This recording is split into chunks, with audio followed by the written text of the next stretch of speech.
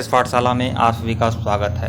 उत्तर प्रदेश मुख्य सेविका की प्रैक्टिस सेट चल रहा है, टेस्ट सीरीज चल रहा है और यह जो भी टेस्ट सीरीज है बहुत ही महत्वपूर्ण है। ये पीसीएस पाठशाला की टेस्ट सीरीज है। देखिए, मुख्य सेविका की तैयारी मैं कई तरीके से करा रहा हूँ। एक तो थ्योरी क्लास दे रहा हूँ, तो थ्योरी क्लास के लिए यूपी मुख्य सेविका थ्योरी क्लास वाले प्लेलिस्ट में जाइए और वो उस प्लेलिस्ट में देखिए, मैं थ्योरी क्लास देता हूँ। एक है यूथ कंपटीशन टाइम्स मुख्य सेविका का, उसका प्रैक्टिस सेट है, तो उसमें भी प्रैक्टिस सेट देता हूँ, जिसमें करीब 12 प्रैक्टिस सेट आपका कंप्लीट हो गया है और फुल प्रैक्टिस सेट भी उसका देता हूँ। और यह जो है यह पीसीएस पाठशाला की अपनी टेस्ट सीरीज है यूपी मुख्य सेविका के लिए। तो यह जो है आपका पीसीएस पाठशाला की जो टेस्ट सीरीज है वह टेस्ट सीरीज संख्या 21 है, ध्यान रखिएगा। तो और यह बहुत ही महत्वपूर्ण है, इसमें व्याख्या के साथ मैं देता हूँ। तो प्लेलिस्ट में जाइएगा, इसके पहले का वीडियो नहीं देखें तो प्लेलिस्ट में जाइए और सभी वीडियो को देखिए। ठीक है मित्रों, आइए।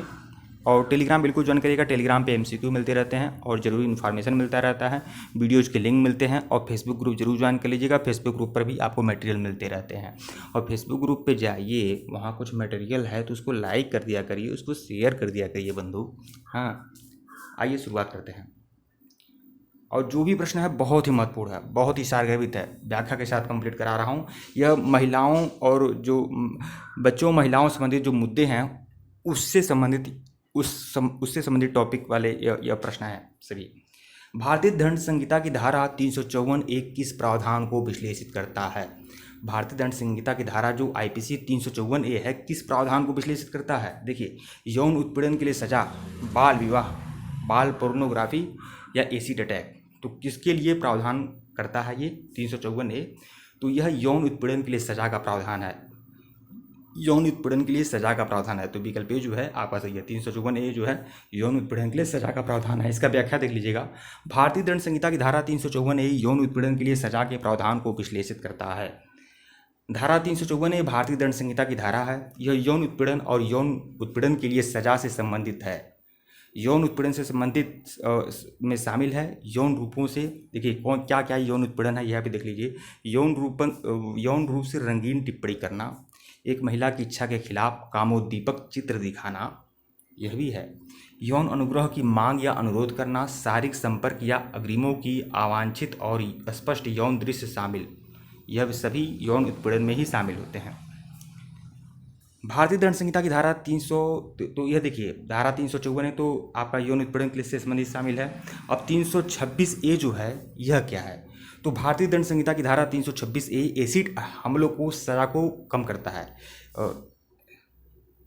एसिड हमलों की सजा को कम करता है, कम से मतलब नहीं है। एसिड अटैक मतलब कि एसिड अटैक से संबंधित है धारा 326(a) में जो एसिड अटैक जो इसमें शामिल होते हैं अपराधी, उनकी सजा का प्रावधान होता है 326 धारा 326(a) में। हाँ, और बाल विवाह के लिए दंड विभिन्न कानूनों जैसे बाल विवाह अधिनियम 1929, शारदा अधिनियम आया था, ध्यान रखिएगा। और बाल विवाह निषेध अधिनियम 2006, तो एक बार 2006 में भी आ चुका है और 1929 में आया शारदा अधिनियम, जिसमें 14 वर्ष और 18 वर्ष निर्धारित किया गया था, तो आपको पता होना चाहिए। तो देखिए बस एक एमसीक्यू था और एक एमसीक्यू में कितने सारे फैक्ट आपके क्लियर हो गए। किस वर्दी में एक पुलिस अधिकारी को हमेशा उन बच्चों के लिए सहज महसूस करने में सक्षम होना चाहिए जिन्हें देखभाल और सुरक्षा की आवश्यकता है? तो कब, किस वर्दी में? नागरिक पोशाक में। मतलब सिविल ड्रेस में भी अगर कोई पुलिस वाला है तो उसका अधिकार बनता है, उसका कर्तव्य बनता है कि वह बच्चों के लिए सहज महसूस करे और उनके देखभाल और सुरक्षा की आवश्यकता जिन बच्चों को हो उनकी सहायता करे। तो नागरिक पोशाक में एक पुलिस अधिकारी हमेशा उन बच्चों के लिए सहज महसूस करने के लिए नागरिक पोशाक में होना चाहिए जिन्हें देखभाल और सुरक्षा की आवश्यकता है। मतलब सब बच्चे क्या होते हैं? बच्चे क्या, जैसे ही बच्चे जो होते हैं खाकी ड्रेस से थोड़ा सा डरते हैं, असुरक्षा महसूस करते हैं, तो जिन बच्चों को सुरक्षा देखभाल की आवश्यकता होती है, पुलिस अधिकारी को चाहिए सिविल ड्रेस में उनकी सहायता करें। कानून के विरोध में बच्चे के संबंध में प्रक्रिया बाल कल्याण पुलिस अधिकारी सादे कपड़ों में होगा और वर्दी में नहीं, ऐसा नियम भी है। सर्वोत्तम उपलब्ध जानकारी एकत्र करने के लिए विशेष किशोर पुलिस इकाई या बाल कल्याण पुलिस अधिकारी के लिए आवश्यक होगा कि वह बच्चे के माता पिता या अभिभावक से संपर्क करें। किशोर न्याय अधिनियम 2015, देखिए जो भी अधिनियम है किस वर्ष आए हैं इसको भी ध्यान में रखिएगा। किशोर न्याय अधिनियम 2015 के तहत संघर्ष में बच्चे किशोर न्याय अधिनियम का मूल उद्देश्य यह सुनिश्चित करना है कि बच्चे को हिंसा, दुर्व्यवहार या शोषण से बचाया जाए। यह सुनिश्चित करेगा कि यदि कोई बच्चा अपराध करता है या उसने उसे उसी तरह से नहीं किया है जैसे वयस्कों द्वारा किया जाता है। अगर कोई बच्चा अपराध करता है या कोई ऐसा अपराध करता है जो वयस्कों द्वारा, मतलब कि आप समझ रहे हैं, कोई बच्चा अगर कोई अपराध करता है और वह अपराध उसने इस तरह नहीं किया है जैसा वयस्कों के द्वारा वह अपराध होता है। कानून के टकराव की स्थिति में बच्चे की गिरफ्तारी के लिए निम्नलिखित चरणवार प्रक्रिया अपनाई जाती है। तो क्या क्या इसमें छूट गया है, ये ज़्यादा जरूरी नहीं था, बस ये आप समझ लें। ये किशोर न्याय अधिनियम 2015 है। अगला प्रश्न देखिएगा, अनैतिक व्यापार अधिनियम, अनैतिक व्यापार रोकथाम अधिनियम। जो अनैतिक रूप से तस्करी आदि होती है, समझ ही रहे हैं, तस्करी होती है या फिर अनैतिक व्यापार होते हैं, जो बिजनेस धंधे चलते हैं, वो आप समझ रहे हैं। अनैतिक व्यापार अधिनियम के अंतर्गत यदि कोई व्यक्ति नाबालिग लड़की से वेश्यावृत्ति की कमाई के माध्यम से रहता है तो ऐसे व्यक्ति को, मतलब वेश्यावृत्ति की कमाई से अगर किसी का पेट पल रहा है, मतलब किसी व्यक्ति का जो नाबालिग लड़की से वेश्यावृत्ति कराता है, तो ऐसे व्यक्ति को न्यूनतम कितनी साल की सज़ा होनी चाहिए? कितनी साल की सज़ा हो सकती है? तो 7 साल की। जो इस तरह से वेश्यावृत्ति से जिनका पेट पल रहा हो, मतलब कि नाबालिगों से यह कार्य करवाकर जिन लोग का धंधा बना हुआ है, उन लोगों के लिए है कि 7 साल की सज़ा का प्रावधान है। अनैतिक व्यापार अधिनियम, यह भी एक प्रकार का अधिनियम है। अनैतिक व्यापार रोकथाम अधिनियम के तहत यदि कोई व्यक्ति नाबालिग लड़की की वेश्यावृत्ति की कमाई के माध्यम से रहता है, ऐसे व्यक्ति, मतलब बहुत जगह आप जानते हैं जहाँ इस तरह की गतिविधियाँ होती हैं, तो ऐसा व्यक्ति कम से कम 7 साल तक जेल में रह सकता है। अनैतिक व्यापार अधिनियम कब लागू हुआ था? तो 1956 में यह अधिनियमित हुआ था। देखिए, मैं फिर बोल रहा हूँ, ये सभी डेट आप लोग जरूर ध्यान में रखिएगा। और देखिए, यह महिलाओं और बच्चों संबंधित मुद्दा है। इस टॉपिक में मैं पूरा कंप्लीट करा रहा हूँ आपका।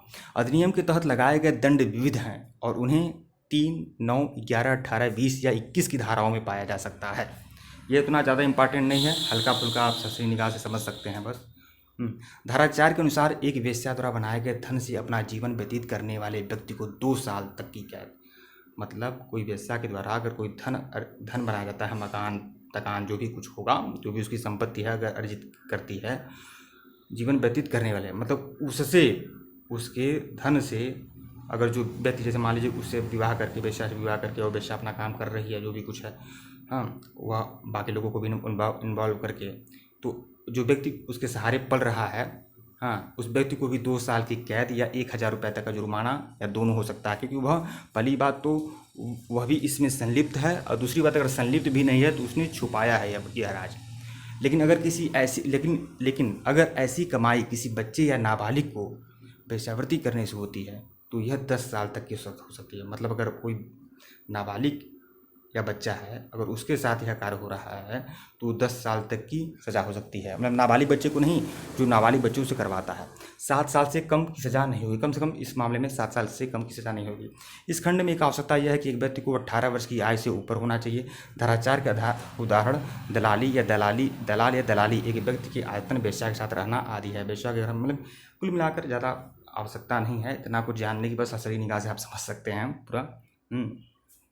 बस इतना याद रख लीजिए कि कितने साल का इसमें सज़ा होता है और यह धारा क्या कहता है, इसका स्पष्ट समझ लें, और यह कितने और कब यह लागू हुआ था।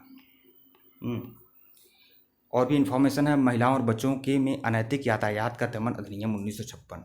वही यातायात नहीं है, व्यापार है, थोड़ा सा गलती हो गया। अनैतिक व्यापार का दमन अधिनियम 1956। तो देखिए, इस अधिनियम को 30 दिसंबर 1956 को स्वीकृति दी गई थी और इसे पूरे भारत में लागू किया गया था। यह अधिनियम महिलाओं और बच्चों में अनैतिक व्यापार को दबाने के लिए बनाया गया था। यह 9 मई 1950 को न्यूयॉर्क में person of the traffic in persons in traffics in the person in the application in the other के लिए संयुक्त राष्ट्र अंतर्राष्ट्रीय सम्मेलन पर हस्ताक्षर किए गए भारत का परिणाम था। कुल मिलाकर यह अंतर्राष्ट्रीय स्तर पर यह एक कार्यक्रम हुआ था, जिसकी वजह से भारत ने भी सोचा कि यह काम इंडिया में भी होना चाहिए। इस तरह के अधिनियम की आवश्यकता भारत में भी महसूस की गई। अगला प्रश्न देखिएगा, पूर्व गर्भाधान एवं प्रसव पूर्व निदान तकनीकी अधिनियम के अंतर्गत अल्ट्रासाउंड या सोनोग्राफी करवाने वाले जोड़े या लिंग परीक्षण करने वाले चिकित्सा प्रयोगशाला कर्मी को किस प्रकार की सजा का प्रावधान है? तो आप स्पष्ट तो आप समझ ही गए होंगे, पूरा पढ़ भी लीजिए। अब मैं क्या इतना लंबा पढ़ूंगा, आप समझ ही रहे हैं कि जो लोग अल्ट्रासाउंड या सोनोग्राफी कराते हैं लिंग परीक्षण के लिए उससे संबंधित है। अगर यह काम कोई करता है तो कितना सजा का प्रावधान है, ये बोल रहा है। और यह सब सजा बताई गई है, देख लीजिए। तो कितना सजा का प्रावधान है, मुझे शायद भूल गया है। आइए इसकी व्याख्या पढ़ते हैं, व्याख्या में पता चल जाएगा आपका। देखिए यहाँ यानी लिखा है 3 से 5 साल की सज़ा या 10 से 50,000 का जुर्माना। तो देखिए इतना प्रावधान है, 3 से 5 साल तक की सज़ा और 10 से 50,000 का जुर्माना। अगर यह कार्य होता है, कोई करता है, तो 3 से 5 साल की सज़ा हो सकती है और 10 से 50,000 का जुर्माना हो सकता है। मतलब विकल्प ए जो है आपका सही है। इसका व्याख्या देख लीजिए। पूर्व गर्भाधान या प्रसव पूर्व निदान तकनीकी अधिनियम के तहत अल्ट्रासाउंड या सोनोग्राफी करने वाले दंपति या लिंग परीक्षण करने वाले डॉक्टर या लैब वर्कर को सभी लोग संलिप्त रहेंगे। मतलब कि कोई भी अगर व्यक्ति, कोई भी ऐसा भी व्यक्ति शामिल है तो उसे 3 से 5 साल की सज़ा या 10 से 50,000 का जुर्माना का प्रावधान है। की पॉइंट देखिएगा, पूर्व गर्भाधान या प्रसव पूर्व निदान तकनीकी। अब यह जो अधिनियम है जो इस तरह की सज़ा का प्रावधान करता है, उस अधिनियम के बारे में है। उस अधिनियम का शॉर्ट फॉर्म जो है PCPNDT और पूर्व गर्भाधान और प्रसव पूर्व निदान तकनीकी अधिनियम कहा जाता है। प्रसव पूर्व निदान तकनीकी अधिनियम 1994 में आया था। नहीं, प्रसव पूर्व निदान तकनीकी अधिनियम 1994 इसका पूरा नाम है। हाँ, 2003 में पूर्व गर्भाधान और प्रसव पूर्व निदान तकनीकी अधिनियम में संशोधन किया गया। देखिए